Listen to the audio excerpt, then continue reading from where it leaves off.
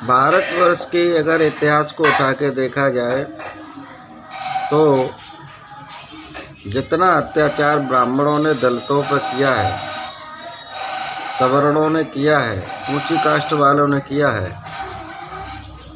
यहाँ तक कि देखा जाए कि जाति की इतनी वैमनस्यता फैलाई गई, छुआछूत इतनी फैलाई गई, खान पान की व्यवस्था इतनी बुरी कर दी गई, रहन सहन की व्यवस्था इतनी बुरी कर दी गई।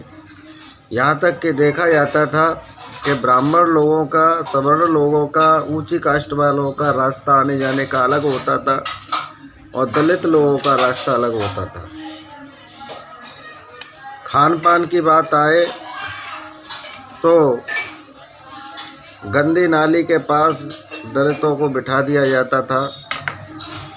भोजन में अगर निमंत्रण देते थे तो वो दशा होती थी जैसे कि कोई मलमूत्र पड़ा होता है, उस तरह से इनको जो है खाने के लिए बिठा दिया जाता था।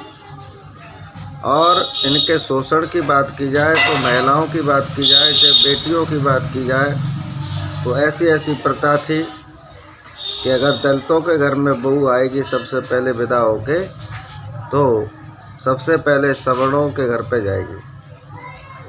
इस तरह का चलन, इस तरह की व्यवस्थाएं अगर जिनका आकरण किया जाए तो बड़ा दुख होता है, आत्मा में गिलानी होती है।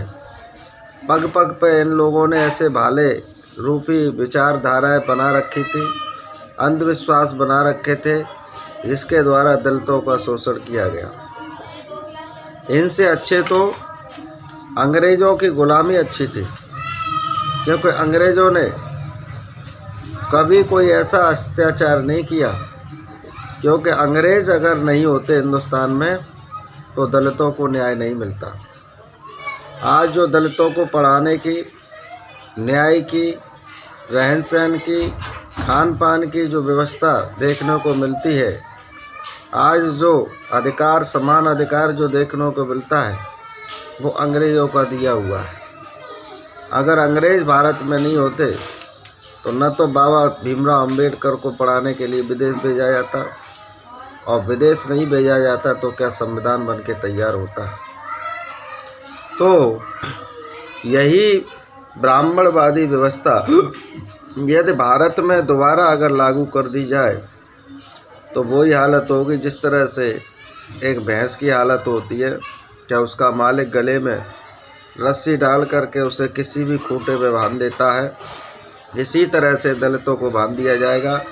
बंधुआ मजदूरी कराई जाएगी, जैसा भोजन खिलाने को दिया जाएगा वैसा खाया जाएगा, जिस जगह पर गंदी जगह पर बिठाया जाएगा उस पर बिठाया जाएगा, जिस बहन बेटी को सड़ियाम नंगा घुमाया जाएगा उसको घुमाया जाएगा।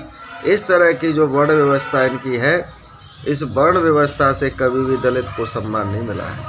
और मैं कहना चाहता हूँ कि जब जब दलित पर शोषण हुआ है, जब जब दलित पर अत्याचार हुआ है, तब तब देश गुलाम बना है। चाहे मुसलमानों की बात कर लो, चाहे यूनानियों की बात कर लो, चाहे आप जो अंग्रेज़ों की बात कर लो, किसी भी धर्म की बात आप कर सकते हैं। हिंदुस्तान पर जब जब गुलामी हुई है, जब जब दलितों पर शोषण हुआ है, जब जब दलितों का अत्याचार किया गया है, तब तब हिंदुस्तान जो है गुलामी की जंजीरों में जकड़ गया है। तो इसलिए मैं कहना चाहता हूं कि जो भी ब्राह्मणवादी व्यवस्था लाना चाहते हैं वो एक बार सोच लें। ब्राह्मणवादी व्यवस्था का मतलब है देश को गुलाम बनाना, दलितों को गुलाम बनाना, और दलित गुलाम अगर हो गया तो हिंदुस्तान दोबारा से गुलाम हो जाएगा। ये मैं कहना चाहता हूँ साफ शब्दों में। इसका विचार करके देख लें, जो विद्वान हैं इतिहास उठाकर देख लें, और ये बहुत तारीखी बात है। जितने भी विद्वान हैं इस मत को लगा लें, क्योंकि जहाँ पर हम गाय की तो बात करते हैं कि गाय को सम्मान मिलना चाहिए, वहीं पर हम दलितों के शोषण की बात नहीं करते। कि आज भी गांव देहात में देखा जाए तो दलितों की बहन बेटियों को किस तरह से देखा जाता है, दलितों को किस तरह से जाति सूचक शब्द लेकर के पुकारा जाता है। दलितों का आज भी जो शोषण है गांव देहात के अंदर, वो देख सकते हैं। तो ये जो व्यवस्था बनाई हुई है ब्राह्मणवादियों की, ये व्यवस्था जो लाना चाहते हैं, ये अपने स्वार्थ की ज़िंदगी, अपने ऐशो आराम की ज़िंदगी के लिए लाना चाहते हैं, न कि दलितों के सम्मान के लिए, न कि दलितों के वजूद को बनाने के लिए, और न कि दलितों को जीने के लिए, बल्कि दलितों की ज़िंदगी एक जानवर से भी बदतर हो जाती है। इसलिए मैं कहना चाहता हूँ कि कभी भी इस तरह की व्यवस्था नहीं आ सकती है। अगर आएगी तो देश दोबारा से, हिंदुस्तान दोबारा से गुलाम बन जाएगा। धन्यवाद।